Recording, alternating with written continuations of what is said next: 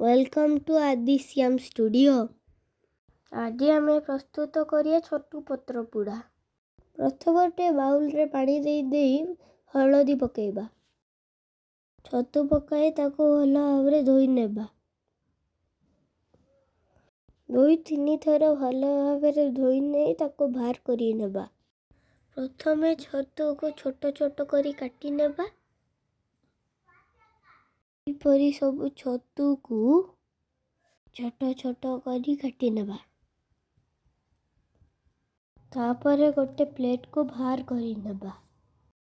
तापरे टमाटो को छतु परी छोट छोट काटी नेबा।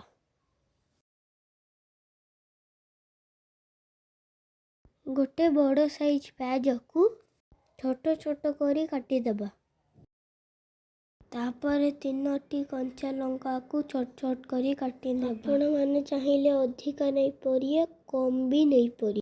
तापर गोटे बाउल रे काटी रखी थिया छतु पकेबा। सेथिरे कटा प्याज, सेथिरे कटा टमाटो, सरिष बटा पाई जीरा सरिष रसुण पकाई ताको बाटी नेबे। आगुरु प्रस्तुत करी रखी थिया सरिष मसला को सेथिरे 4 स्पून पकाइबा। सेथिरे गोटे स्पून हळदी गुंड, गोटे स्पून लंका गुंड पकाई ताको भल भाव मिसई नेबा। तापरे कखारु पत्र को भल भाव धोई देई तापरे ताको कपड़ा रे भल भाव पोछि देबा। तापरे सेथिरे भल भाव तेल लगेई नेबा।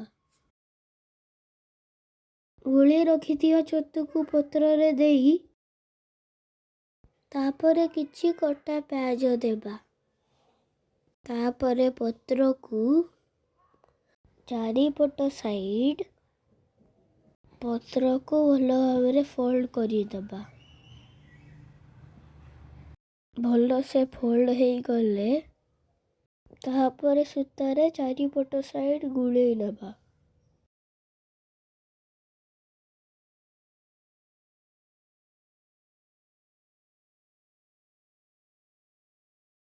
तवा गरम होला परे सेथिरे किछि बटर और गोटे स्पून तेल देबा।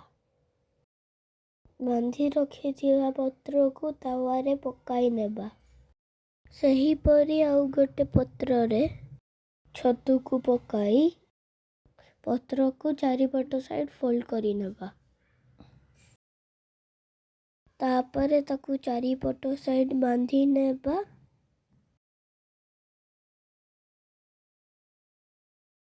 आउ गोटे रखी ताकू कवर करी देबा। आधा घंटा परे ताकू आउ गोटे साइड उल्टेई देई पुणी थोड़े कवर करिकी छाड़ी देबा आउ 15 मिनट पाई।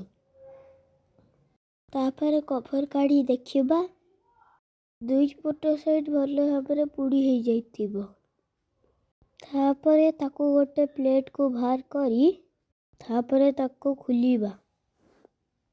आपण माने थोड़े एंती प्रोसेस रे ट्राई करंतु। पखाल भात किंबा गरम भात रे भी आपण माने खाई परिबे। देखंतु हमर छतु पत्र पोड़ा प्रस्तुत हो गला। आपण माने वीडियो को देखुथिले लाइक शेयर कमेंट्स करिबो आउ सब्सक्राइब करिया पई भूलंतु नाही। Thank you.